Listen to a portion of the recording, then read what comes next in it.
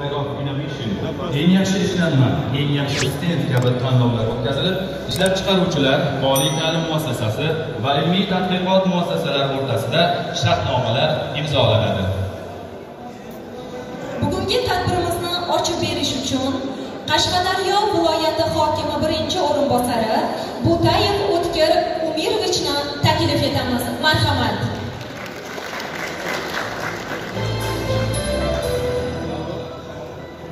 Assalomu alaykum hurmatli bugungi innovatsion g'oyalar va ishlanmalar ko'rgazmasi ishtirokchilari.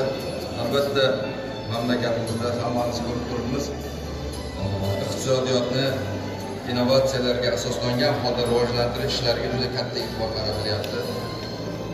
2030-yilga borib O'zbekiston innovatsion rivojlangan 50 ta davlatlar qatoriga kirishi rejalashtirilgan. Bu borada keng miqyosdagi ishlar amalga oshirilmoqda. Davlatimiz rahbarini va hukumatning qator qarorlari qabul qilingan va aniq vazifalarni belgilab olganmiz bu mavzuda. Sohani rivojlantirish uchun O'zbekiston Respublikasi Prezidentining farmonlari bilan O'zbekiston Respublikasining innovatsion rivojlantirish strategiyasi, O'zbekiston Respublikasi oliy ta'lim tizimini 2030-yilgacha rivojlantirish konsepsiyasi va ilm-fanni 2030-yilgacha rivojlantirish konsepsiyalari tasdiqlandi. Innovatsion rivojlanish vazirligi, Qashqadaryo viloyat hokimligi, Surxondaryo viloyat hokimligi hamkorligida o'tkazilayotgan bugungi tadbirimiz ham aynan mana shu vazifalar doirasida kelib chiqib o'tkazilyapti. 2020-yilning 3-dekabr kuni O'zbekiston Respublikasi Prezidenti huzurida o'tkazilgan video selektor majlisida innovatsiyaga jiddiy e'tibor qaratish barcha davlat organlari, hokimliklar, korxona va tashkilotlarning asosiy vazifasi ekanligini muhtaram Prezidentimiz ta'kidlab o'tdi. Bugun biz oldimizga qo'ygan ulkan vazifalarni ilm-fan va innovatsiyalarga tayanib amalga oshirishimizni ham biz yaxshilab anglab olganmiz mana shu video selektor asosida. Ilm-fanni rivojlantirish va ilmiy tadqiqotlar natijalarini amaliyotga tatbiq etishdagi muhim masalalarni biz birgalikda hal etishimiz, ya'ni hokimliklar, olimlarimiz, umuman aholimiz birgalikda hal etishimiz zarur. Bugun tadbirimizning asosiy maqsadi hududda ilm-fan sohasida erishilgan natijalarni namoyish qilibgina qolmasdan, balki bu natijalarni hududlar iqtisodiyotiga joriy qilishni tashkil etishdan iborat. Ko'rgazmaning vazifasi esa joylarda ilmiy tadqiqot ishlarini takomillashtirish asosida hududlarning innovatsion salohiyatini oshirish, tadbirlarni belgilash, yuqori texnologiyali mahsulotlar assortimenti va xizmatlar ko'lamini kengaytirish, ilm-fan, ta'lim va ishlab chiqarish integratsiyasini mustahkamlashning samarali usul va uslublarini ishlab chiqishdan iborat. Bugungi tadbirda Surxondaryo va Qashqadaryo viloyatlarining olim va mutaxassislari tomonidan 70 dan ortiq amaliy ishlanmalar namoyish etilmoqda. Shu bilan birga bir qatorda tadbirda Farg'ona viloyati, Toshkent shahrining tadbirkorlari va turkiyalik mehmonlarimiz ham ishtirok etishyapti. Sohalarni innovatsion rivojlantirish uchun xizmat qiladigan ishlanmalar mualliflari bilan korxonalar, fermer xo'jaliklari o'rtasida o'zaro manfaatli shartnomalar imzolanishi ko'zda tutilgan. Yana bir muhim masala ko'rgazma doirasida hududlarning robototexnika sohasidagi salohiyatni namoyish qilinadi. Bu sohada istiqbolli loyihalarni aniqlash va ularni har tomonlama qo'llab-quvvatlashga, prototip yaratishga, amaliyotga joriy etishga qaratilgan Power of Innovation tanlovining saralash bosqichi o'tkaziladi. Tanlov g'oliblari aniqlanadi va g'oliblarimizga qimmatbaho mukofotlar bilan g'oliblarimiz taqdirlanadi. Innovatsion ishlanmalarni joriy etish ilmiy amaliy markazi tomonidan eng yaxshi ishlanma, eng yaxshi stend kabi nominatsiyalar bo'yicha g'oliblar aniqlanadi. Hurmatli ko'rgazma ishtirokchilari, o'ylaymanki, bugungi tadbir nafaqat ikki viloyat, balki barcha ilm ahli va iqtisodiyot tarmoqlari uchun samarali tadbirlardan biri bo'lib qoladi. ko'rgazmamiz ishiga muvaffaqiyat tilagan holda ko'rgazmamizni ochiq deb e'lon qilaman. E'tiborlaringiz uchun katta rahmat. Men o'ylaymanki, bundan biz juda bir unumli foydalanamiz bugungi ko'rgazmamizdan. Bizda bu yerda yosh olimlarimiz qatnashyapti, yoshlarimiz, tadbirkorlarimiz. Men o'ylayman, bunaqa ko'rgazmalarni biz ko'proq o'tkazishimiz kerak, ko'proq mana shu ko'rgazmalarga e'tibor qaratishimiz kerak. Agar e'tibor qaratayotgan bo'lsangiz, mana shu bizda mana shu klinikamizda, viloyatimizda mavjud, ya'ni faoliyat ko'rsatayotgan mana shu neft sohasidagi korxonalarni mahalliylashtirish bo'yicha juda ko'p takliflar bor. Ya'ni ularni haligi nima deydi, ishlab chiqarayotgan asbob uskunalari va hokazolar juda ko'pchiligi, ya'ni import bo'ladigan, chetdan keltiriladigan asbob uskunalar. Buni mahalliylashtirish bo'yicha juda ko'p ishlar amalga oshirildi.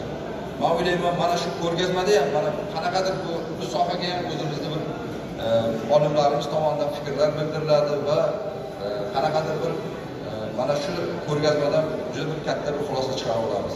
E'tiborlaringiz uchun katta rahmat. Sog' bo'lasizlar.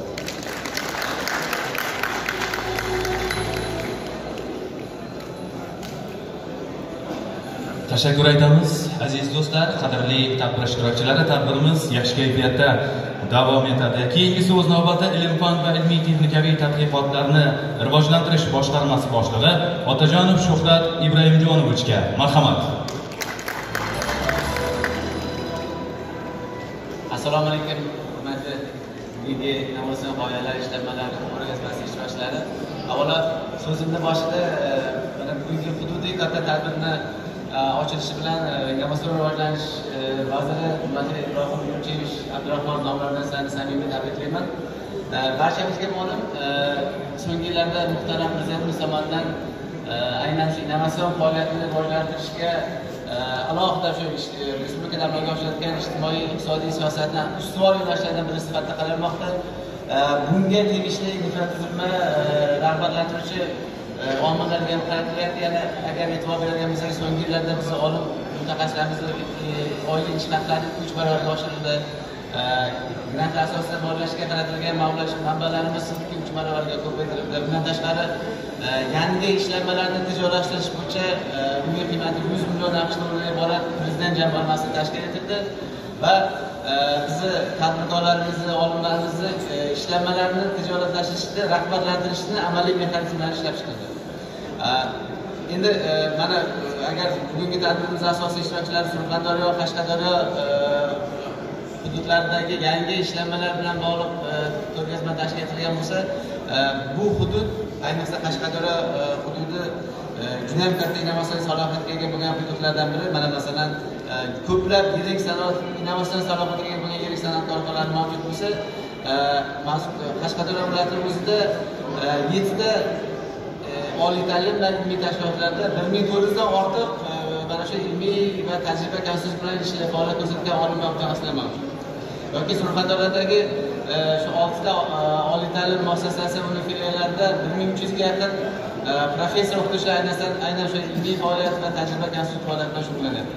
O'ylaymizki, mana shu bizni olim mutaxassislarimizni ilmiy ishlanmalarni kelgusida tijoratlashishga ko'maklashish, tijoratlashga olib chiqish natijasida bizni kelgusida mana shu hudud iqtisodiyoti uchun yangi turdagi mahsulotlar, xizmatlar yaratiladi va buni pirovardida mana shu yaratilayotgan innovatsiyalarimiz kelgusida mana shu hududda aholisini farovonligini oshirish uchun xizmat qiladi.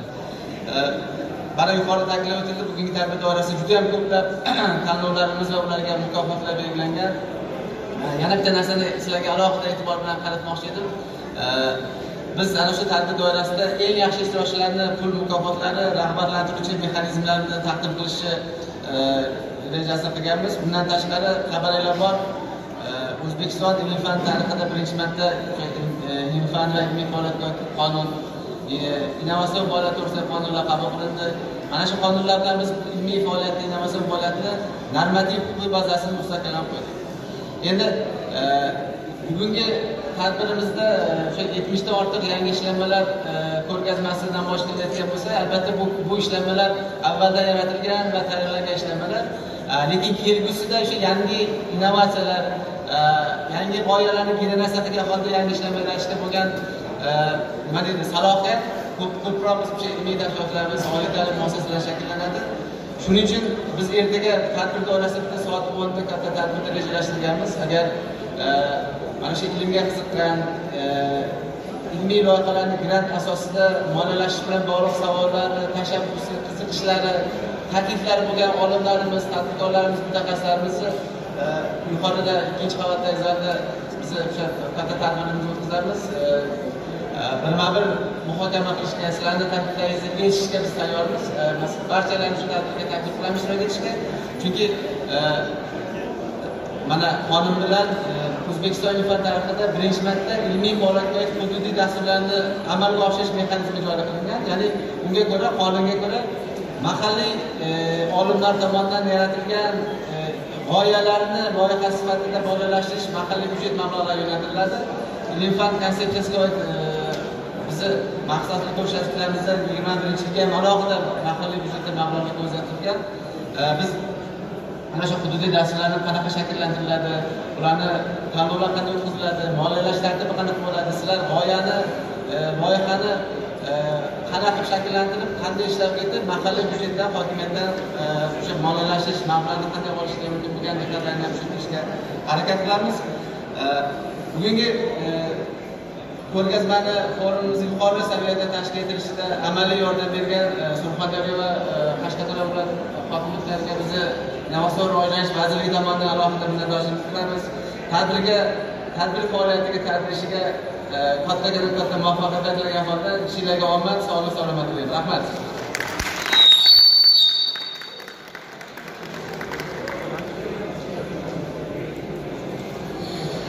Endilikda so'z navbati viloyatda ilm-fan va ta'limni rivojlantirishga katta hissa qo'shib kelayotgan ustoz, professor Normurodov Murodilla Tog'ayevichga.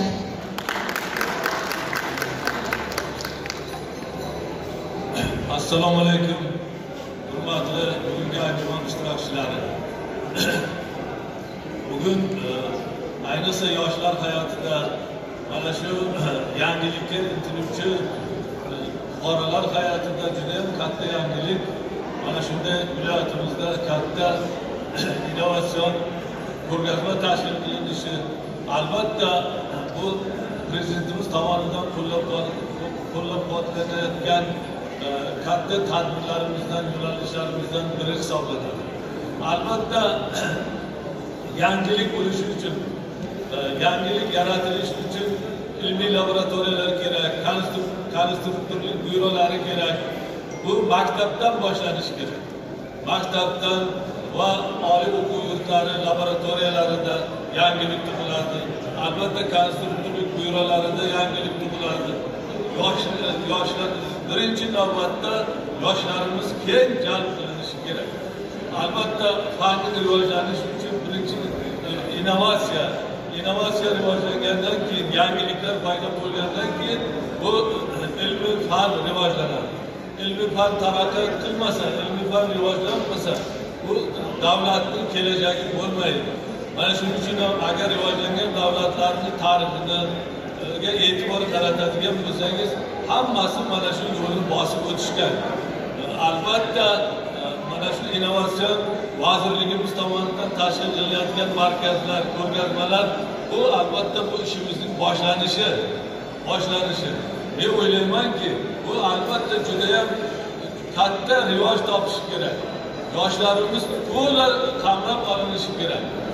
Birinchi yoshlardan, o'sha kichkina laboratoriyadan, kichkina o'sha o'zining byurosidan, ilmiy byurosidan paydo bo'ladi yangilik. Mana men 20 yildan beri agar shu yoshlar bilan ishlayotgan bo'lsam, viloyatimizda albatta eng asosiy takliflar, yangiliklar yoshlardan boshlanadi. Mana shu ilmiy laboratoriyadan, maktab auditoriyasidan yoki oliy ta'lim laboratoriyasidan hamma yoshlarimiz bu ishga qamrab olinishi kerak. Bu bizning vazifamiz, kattalarning vazifasi yoshlarni bu masalada qo'llab-quvvatlash. Albatta bu oson ish emas, bu yangilikni yaratish, buni yana ishlab chiqarishga tadbir qilish. Bu juda ham katta ma'lum bir qiyinchiliklarga uchraydigan masala. Mana bu masalada albatta yoshlarni qo'llab-quvvatlashimiz kerak.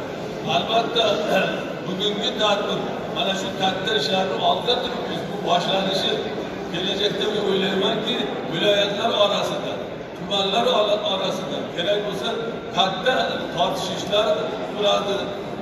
Qiziqish juda katta bo'ladi. Qiziqishda hamma narsa mana shu yangilikdan kelib chiqadi. Yangilik bor joyda ilm-fanning rivojlanishga olib keladi. Ilm-fan rivojlansa albatta bizning mamlakatimiz rivojiga juda ham katta ta'sir qiladi. Mana shu bugungi boshlanayotgan xayrli ish bilan bugungi anjuman qatnashchilarini yana bir marta tabriklayman. Sizlarga mana shu albatta bu oson ish emas, mashaqqatli ish. Mana shu mashaqqatli ishda sizlarga omadlar yor bo'lishini tilayman. Rahmat. Tashakkur ustoz, salomat bo'ling. Aziz yurtdoshlar, tadbirimiz esa yaxshi kayfiyatda davom etadi. Biz navbatdagi tabrikni Hududlarning innovatsion boshqarmasi boshlig'i Otaqulov To'xtamurod Umarovichdan eshitamiz. Marhamat. Assalomu alaykum, hurmatli ustozlar, hurmatli ko'rgazma ishtirokchilari, hurmatli tadbirkorlar, hurmatli mehmonlar. Biz bu regional tadbirda birinchi marta shu Qashqadaryo Surxondaryo viloyatidan boshladik. Biz shu paytgacha har yili oktyabr oyining oxiri, noyabr oyining boshida innovatsiya hafta o'tkazib kelardik. Bu Toshkent shahrida bo'lardi. Nega biz hududlarga borib mana shunaqa ko'rgazmalarni tashkil qilishni rejalashtirdik. Sababi 3 dekabrda prezidentimiz tomonidan o'tkazilgan katta video sektor yig'ilishida muhtaram prezidentimiz topshiriq berdiki, innovatsiyani rivojlantirish kerak, ayniqsa hududlarda rivojlantirish kerak dedi. Hududlarda innovatsiyani rivojlantirishning ikki xil yo'nalishi bor. Birinchisi bu hududda o'zini rivojlantirish, hududda ilm-fanni rivojlantirish, hududda olimlarni ko'paytirish, hududda o'sha innovatsion infrastrukturani, ya'ni o'sha mana bugungi mashinaga klinikalarni yoki texnoparklar, biznes akseleratorlar deymiz, biznes inkubatorlar deymiz. Butun o'sha innovatsion infrastrukturani rivojlantirish. Va yana bitta xuddi shu mana shu nuqtai nazardan mana shunaqa ko'rgazmalarni tashkil qilish orqali ilm-fan ishlab chiqarish va ta'limda integratsiyasini ta'minlashdan iborat. Mana o'sha prezidentimizda o'sha 20-yil yakuni, 21-yil boshdan ishlab qilgan murojaatnomasini agar e'tibor qiladigan bo'lsak, rivojlangan davlatlarda o'sha yalpi ichki mahsulotida 50% innovatsion mahsulotlarga to'g'ri keladi. Bizda Toshkent shahri eng masalan rivojlangan hudud deb qaralsa, agar statistik ma'lumotlarga qaraydigan bo'lsak, 28% mahsulot yalpi ichki mahsulotda innovatsion tovarlar uchun to'g'ri keladi. Shu nuqtai nazardan ham mana bugungi tadbir Xudo xolasa juda samarali bo'ladi deb umid qilamiz. Mana shu so'zim yakunida ko'proq o'sha shartnomalar bo'lishini, o'sha tadbirkorlar bilan ko'proq shartnomalar bo'lishini, ko'proq mahsulot sotilishini, ko'proq shu yerdan innovatsiya chiqish kerak. Shuni tilakdoshlik qilaman. Rahmat.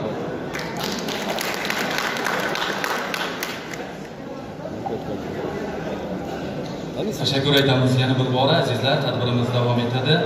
Bugungi ko'rgazmada 113 turdagi ishlanma va innovatsion g'oyalar bilan mahalliy ishlab chiqaruvchilar, tashkilotlar, oliy ta'lim muassasalari va innovatsion texnologiyalar markazlari, xususiy tadbirkorlar qatnashmoqdalar. Bu esa hududlardagi muammolarni hal qilish, sohalarni innovatsion texnologiyalar asosida rivojlantirish uchun xizmat qiladigan ishlanmalarni joriy etishda katta imkoniyat yaratadi. Ko'rgazma va uning doirasida o'tkazilayotgan tanlovlarni ochiq deb e'lon qilamiz va barcha ishtirokchilarga omad tilaymiz.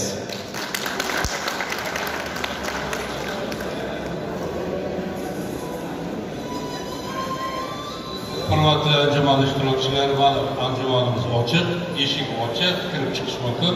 Hamma stendini oldiga boradi. Hozir korxonalar, tashkilotlar, fermer xo'jaliklari borib sizlar bilan mehmonlarimiz boshchiligida bo'ladi deb o'ylayman. Sizlarda hamma kimda shartnoma blankasi bo'lmasa, подходите ко мне, мы с вами этот вопрос решим. Договорились? Hamma stendni oldiga, hammalaringga muvaffaqiyat, rezultatini aytasizlar, keyin yozib olamiz. Salomat bo'linglar.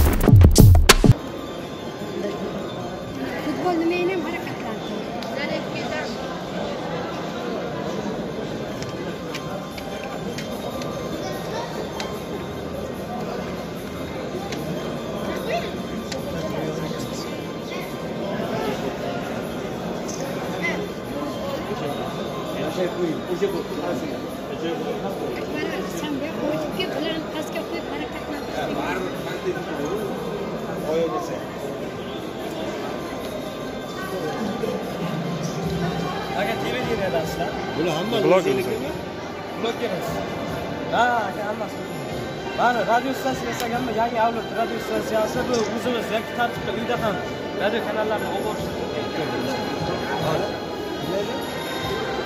Demak biz hozirgi bu proyektimiz mini radio stansiya hisoblanadi. Bu boshqa radio to'lqinlarga xalaqit bermagan holatda biz demak bunda foydalanishimiz mumkin.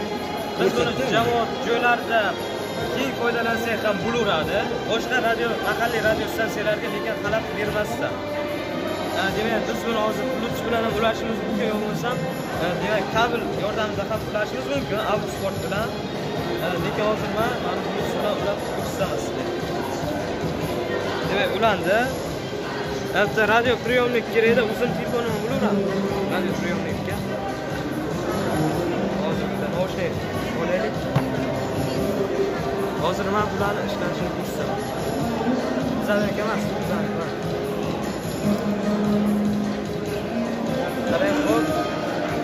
Mana bu telefon bilan radioni bog'ladi. Demak bu buni ma'lumotini radioga beryapti. Radio esa hozir bizda radio to'lqin tarqatyapti. Mana biz uladik. Demak mana FMga kiramiz. FMga kiramiz. Mana bizni nega kirishimizni topgan, buni ekranga qarashimiz mumkin. To'g'ri.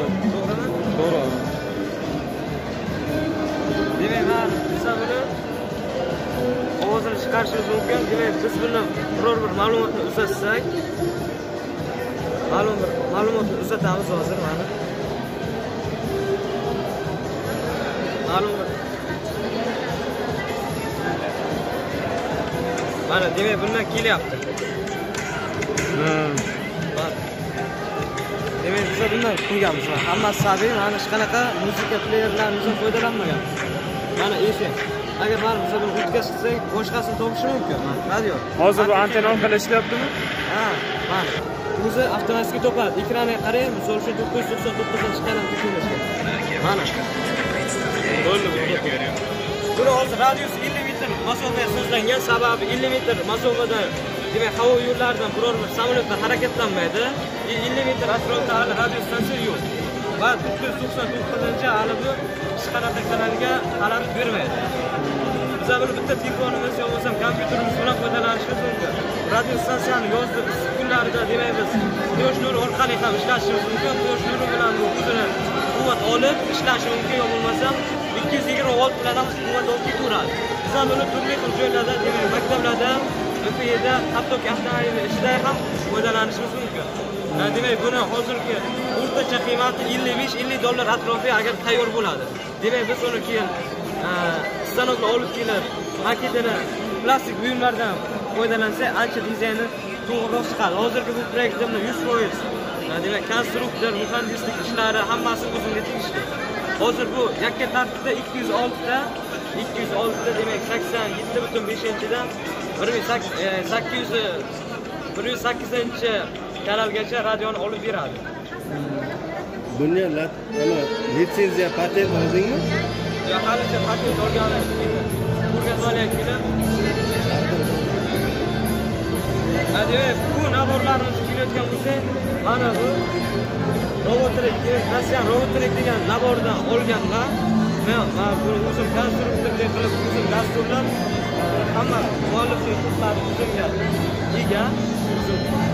Demak, bu yosh bolalarni juda ham robotlik texnikani qidiradi va robotlik texnikani o'rgatishga ham oson bo'ladi. Biz bu nabor bilan 2-sinfda, demak, o'sha 7 yoshli boladan 9 yoshli bolagacha foydalansak ham bemalol bo'laveradi. Demak, bu juda ham sodda, o'zimiz dasturlab bemalol ishlatishimiz mumkin. Va uni video ko'ring. Bu hozir demak RC pult yordamida boshqariladi. Buni boyasa aytadimki, buni til o'rgatishga foydalanish mumkin. Demak, bu naborda hozir mana robotlik nabor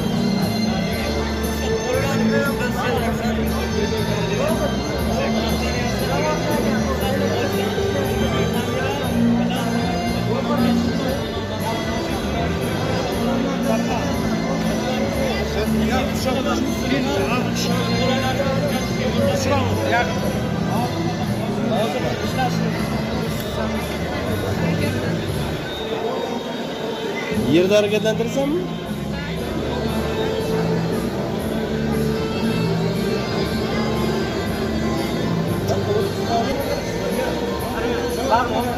olmay tursan.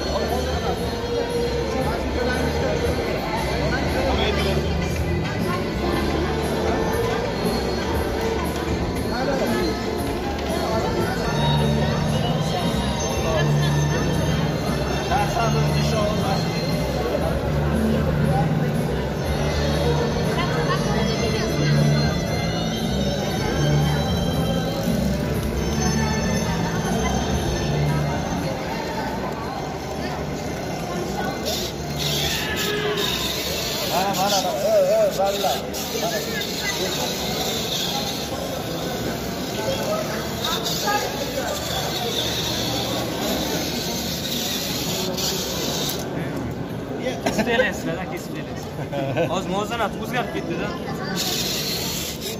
Bu hozir nima o'zgarish qilasan bundan? O'zim yaratganman. Oddiy liga navorda.